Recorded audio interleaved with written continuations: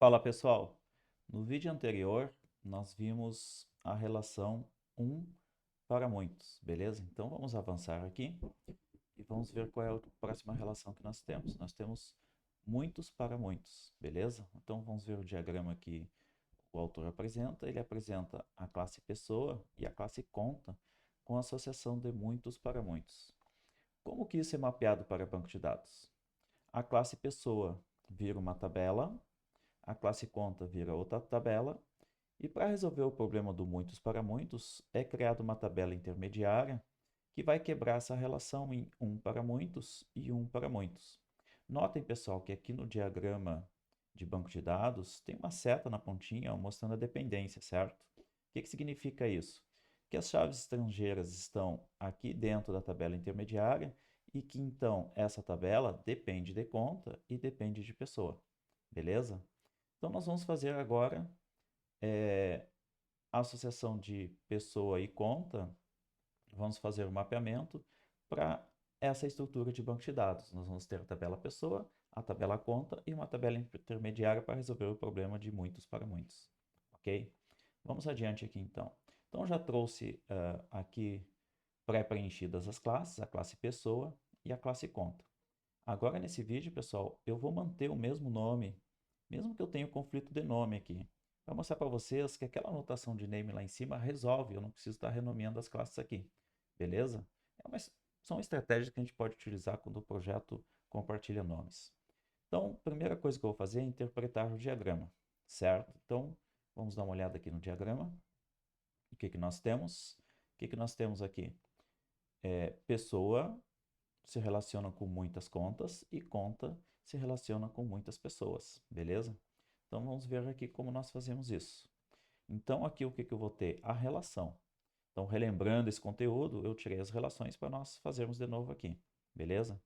Então eu vou ter uma lista de contas em pessoa, certo? Então vou botar aqui a lista de contas. Bom, visibilidade. Aqui acabou que está sem o private, né? Vamos colocar aqui e já vamos colocar aqui a visibilidade, beleza? Teoricamente, nós escreveríamos a classe dessa forma aqui, certo? Bom, do outro lado, em contas, eu tenho uma relação com muitas pessoas. Então, aqui eu vou colocar private list pessoa, beleza?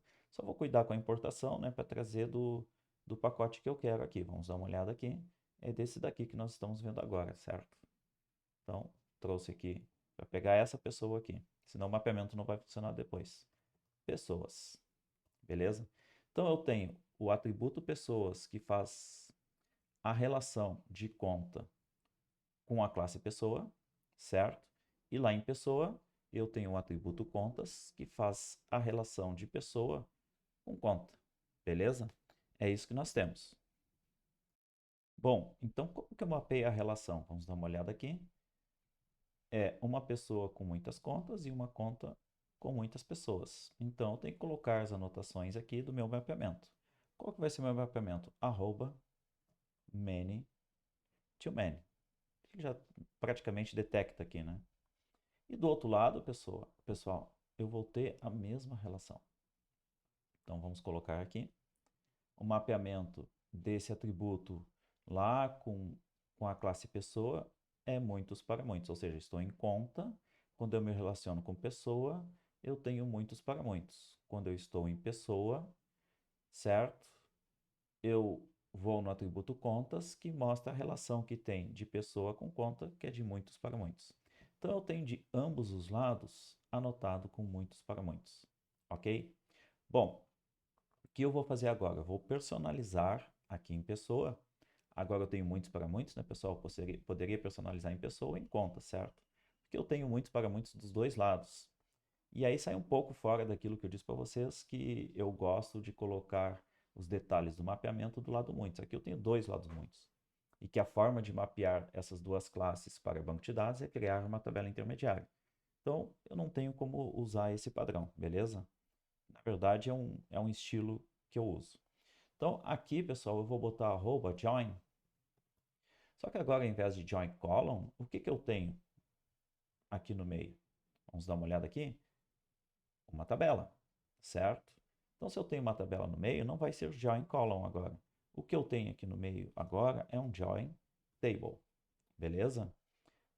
Ok, vou abrir e vou fechar aqui, e agora eu vou personalizar essa relação que tem da classe pessoa com a classe conta, beleza? Vou fazer essa personalização. Qual vai ser o nome dessa entidade que ele vai gerar para mim? Vou usar o IntelliSense aqui, né, que fica mais fácil. Eu coloco assim, pessoas com contas, beleza? Ou seja, é a tabela pessoas com a tabela contas, beleza? Bom, o que mais, pessoal, que eu coloco aqui?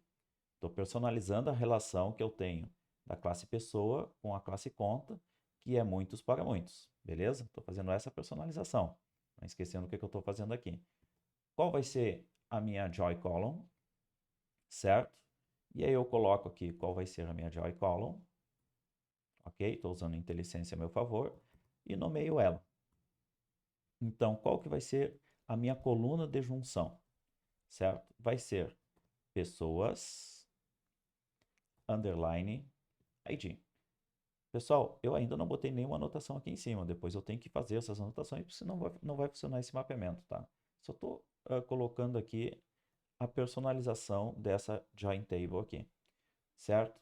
Bom, então a coluna de junção que referencia esse campo ID aqui, ela vai se chamar pessoas ID. O meu hábito, pessoal, é colocar o nome da tabela seguido por underline ID. Na verdade, vai gerar com outro nome a tabela ali, certo? Mas ele vai referenciar igual, que a gente vai personalizar o nome aqui em cima. Vocês vão ver isso mais adiante no vídeo. Vamos adiante aqui. E lá do outro lado, como é que funciona? Inverso de iColumn, como é que vai ser isso? Então, vou botar quem é que faz a junção lá no outro lado, a coluna de junção do outro lado, e vou personalizar. Vamos pegar o IntelliSense aqui.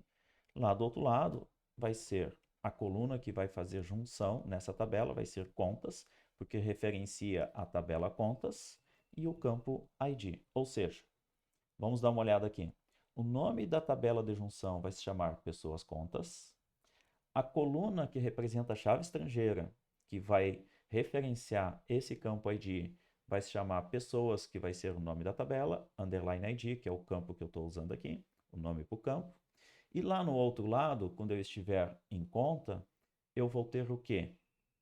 Eu vou ter a coluna de junção, representado por contas underline ID, ou seja, referenciando a tabela contas, o campo ID, que vai me trazer o valor para esse campo. Então, o valor desse campo sai desse ID e o valor desse campo aqui vai sair desse ID, beleza?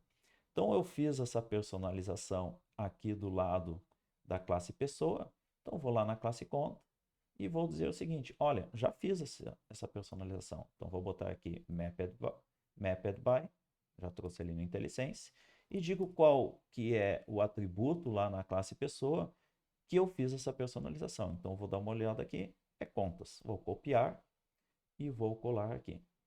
Ou seja, pessoal, eu só personalizo de um lado. Bom, por que está ficando vermelho? Porque eu ainda não botei as anotações aqui em cima. Então, vamos começar a fazer isso. @entity. E aí nós vamos nomear essa entidade. E o nome dessa entidade, se a gente ainda não tem nenhuma conta aqui, ó, pode ser o próprio nome da entidade aqui. Beleza? Então, colocamos aqui. E agora vamos personalizar o nome da tabela. Então, @table, certo? Name. E aí o nome vai ser contas. Eu uso o plural, lembrando disso, né, pessoal? Aqui eu tenho licença em ação. E agora ele está cobrando o campo ID. Vamos personalizar o campo ID aqui. @ID. E a estratégia de geração. Vamos lá, generation value, strategy, com E minúsculo, né? E aqui vai ser identity. Então vamos lá, ele já traz ali para nós, só preencher. Resolvi aquele problema que aparece aqui, porque eu não tinha um campo marcado como identificador. Isso aqui vai ser resolvido quando eu criar as minhas tabelas na base de dados, já vimos isso em outros vídeos, certo? Bom, o que está faltando? Eu fazer do outro lado, né, pessoal? Então eu vou vir aqui na pessoa, eu aperto o Ctrl e clico no nome da classe, ele me traz aqui no outro lado, só para dar dica para vocês. E vou fazer a anotação aqui em cima também, @entity. Vou nomear essa entidade. E agora, pessoal, ao invés de eu usar o próprio nome da classe, para não ter conflito com essa pessoa aqui, eu vou fazer o seguinte, eu vou colocar assim, ó, pessoa MM, certo? Eu vou dar um outro alias para essa classe quando eu criar a entidade lá no Entity Manager do JPA, beleza? Vamos adiante. Arroba table, que vai ser o nome da tabela que eu quero no banco. E agora o nome da minha tabela vai se chamar, para não ter conflito com o nome dessa aqui, que é pessoas lá no banco, né? Nós vamos chamar aqui pessoas underline MM, beleza? Esse vai ser o nome da nossa tabela. Bom, isso aqui é o IntelliSense em ação e aqui é um problema que eu ainda tenho que resolver no meu mapeamento. Está faltando o campo identificador, então vamos colocar aqui o campo identificador, @id, certo? E a estratégia de geração, então já traz aqui para mim, e agora a strategy, que vai ser ident, que é auto-increment, né, pessoal? Só lembrando, né? Feito isso, pessoal, essas marcações, essa daqui, essa daqui, essa daqui e essa daqui, são marcações que só vão sair quando eu gerar as minhas tabelas e trazer elas aqui nessa visualização do banco que nós temos na ideia, beleza? Vou dar um play aqui e vamos ver o que vai gerar. O Spring Boot já executou, vamos dar uma olhada aqui no SQL. Criou a tabela contas, que é relativa à classe conta, certo? Criou a tabela pessoas contas, ou seja, criou essa tabelinha aqui com essas colunas personalizadas, beleza? Só deixa eu ajustar aqui, senão vai dar conflito depois. Então ele criou aqui pessoas ID e contas ID, essas duas colunas aqui personalizadas, certo? E criou a tabela pessoas MM. Ou seja, ele olhou aqui para minha anotação, ó, e criou com esse nome, e eu não tive aquele problema de conflito de nome de entidade lá no Entity Manager do JPA, porque eu personalizei essa classe pessoa diferente do que eu tinha personalizado essa classe pessoa. Então, pessoal, notem que o name é uma forma de eu dar um alias para classes com o mesmo nome, beleza? Quando eu criei a entidade JPA. Então, vamos fechar aqui, voltamos para o nosso problema. Gerou, depois ele veio aqui, gerou as tabelas, né? Gerou a tabela, só voltando um pouquinho aqui, está processando, né? Gerou a tabela contas, que é relativa à classe contas. Gerou a tabela pessoas contas, que é relativa ao mapeamento que eu personalizei aqui, certo?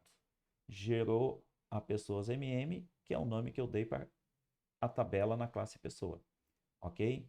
Então vamos dar uma olhada aqui mais que ele fez. Ele fez uma alteração, adicionou constraint, botou uma chave estrangeira contas ID referenciando o campo ID lá na tabela contas, colocou uma chave na chave estrangeira pessoas ID referenciando pessoas MM, que é a tabela pessoas MM, campo ID, certo?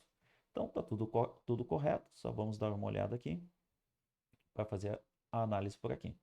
Então vou selecionar aqui o nó, vou dar um atualizar e notem que a ideia vai achar isso que o IntelliSense está marcando para mim aqui. Ó, achou tanto em pessoa quanto em conta, certo?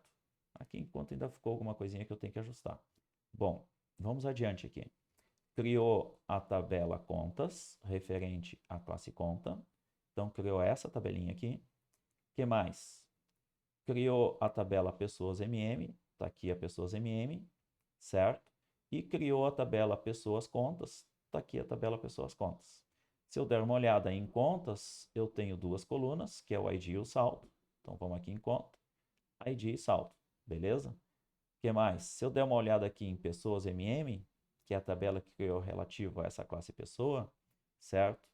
Eu tenho a coluna identificador, ID e nome. Então, criou com esse atributo e esse atributo da classe, beleza? Agora vamos dar uma olhada aqui na tabela de junção.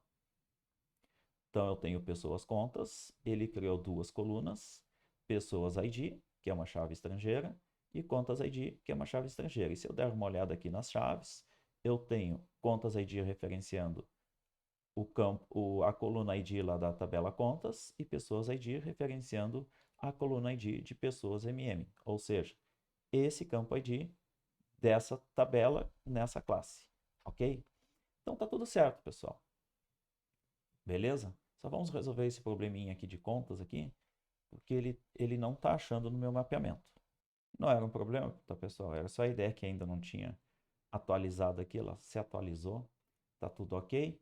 Então nós geramos, vamos dar uma retomada aqui, pessoal. nós tínhamos uma associação de uma classe com outra classe que era muitos para muitos. Ou seja, uma pessoa está relacionada com várias contas e uma conta está relacionada com várias pessoas. Beleza? Como que esse mapeamento é feito segundo aqui o autor?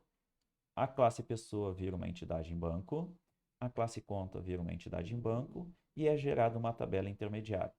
Ok? Por que é gerada a tabela intermediária, pessoal? Só retomando lá o assunto de banco de dados relacional. Porque eu não posso ter uma relação de uma tabela com outra de muitos para muitos. Então, a prática lá é o quê? Criar uma tabela intermediária e quebrar essa relação em muitos para muitos em um para muitos. Um para muitos, beleza? Quando a gente olha aqui de pessoa, eu tenho um para muitos. Quando eu olho de conta, eu tenho um para muitos. Essa é a prática no banco de dados relacional. E é por isso que, quando faz o mapeamento, a classe pessoa vira uma entidade, a classe conta vira uma entidade e é gerada essa tabela intermediária, beleza? Foi isso que eu fiz aqui, ó. O que eu fiz? Eu anotei o atributo que relaciona com contas com muito para muitos e o atributo que relaciona com pessoa, quando eu estou na classe contas, com muitos para muitos, certo? Depois eu personalizei, disse qual que é o nome da tabela que eu quero ter, qual que é a coluna que vai fazer a junção baseado aqui na minha tabela que ela vai gerar, certo? Ou seja, a coluna que vai pegar o valor do campo ID dessa tabela, ok? E eu disse que lá no outro lado, eu quero que o nome da coluna que vai fazer a junção, ou seja, que é a chave estrangeira, seja contas ID, que vai, obviamente, referenciar esse campo identificador aqui, quando gerar as minhas tabelas, beleza? Então, o que eu fiz aqui, pessoal, foi uma personalização para que gerasse a tabela pessoas MM, a tabela pessoas contas e a tabela conta, como eu quero que gere, beleza? Ok? Então, nesse vídeo era isso, pessoal. Até o próximo vídeo.